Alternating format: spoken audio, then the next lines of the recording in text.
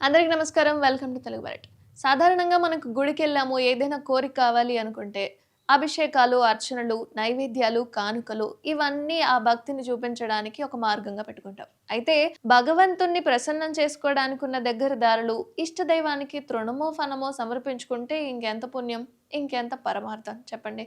అయితే అందుకే మన భక్తి సబ్జెక్ట్‌లో దేవుడి హుండీకి అంత గొప్ప ప్రయారిటీలున్నాయి. ఇక ఎవరి స్తోమతకి తగ్గట్టుగా వాళ్ళు కానుకలు ఇస్తూ ఉంటారు. ఎంత డబ్బుంటే అంతవరకు. కొందరైతే నిలువు దోపిడీ ఇస్తూ ఉంటారు. విన్నపాలు వినవలే అంటూ ఇష్ట దైవానికి అర్జీలు కూడా పెట్టుకుంటూ ఉంటారు. అయితే కొన్నిసార్లు ఈ హుండీలో కానుకల్లో విదేశీ కరెన్సీ, బంగారు బిస్కెట్లు కూడా కనబడుతూ ఉంటాయి అప్పుడప్పుడు. తమ పేర్లు బయటకు రాకుండా అజ్ఞాత భక్తులు కూడా ఇలా చేస్తూ ఉంటారు. మరికొన్ని సార్లయితే కరెన్సీ నోట్లపై లేదా చిట్టీల మీద తన కోరికలనేవి రాసేసి హుండీలో వేస్తూ ఉంటారు. ఇక కానుకల లెక్కింపు సందర్భంగా వాటిని చదివి ఆలయ సిబ్బంది నోరెళ్ల పెడుతూ ఉంటారు. అయితే తాజాగా అలాంటి సంఘటనే కర్ణాటకలో వెలుగు చూసింది. తాజాగా కలబురగి జిల్లా అఫ్జల్పుర తాలూకా గత్రగి గ్రామంలోని భాగ్యవంతి దేవి టెంపుల్ హుండీ లెక్కింపు చేపట్టేశారు.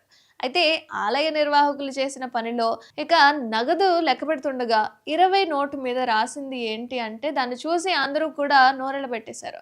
మా అత్త త్వరగా చనిపోవాలి అని రూ. 20 నోటు మీద రాసుంది. అత్త చావును అంతలా ఆకాంక్షిస్తుంది మరి అల్లుడా, కోడలా అన్న సందేహం అయితే అందరిలో మొదలైంది. ఎందుకంటే కోడలికి అత్తుంటుంది. అంటే అల్లుడికి కూడా అత్తుంటుంది కాబట్టి. అయితే సంవత్సరానికి ఒకసారి ఆ గ్రామంలో ఈ ఆలయ హుండీలో నగదు లెక్కపెడుతూ ఉంటారట.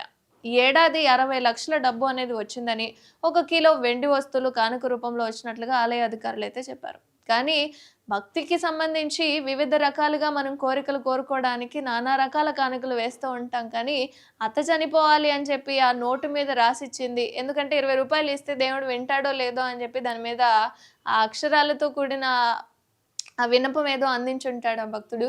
మరి ఏ అత్తకి ఎందుకలా రాసాడో తెలీదు. మరి ఏ విధంగా బాధపడుతున్నాడో మీరేమనుకుంటున్నారో కామెంట్ రూపంలో తెలియజేయండి.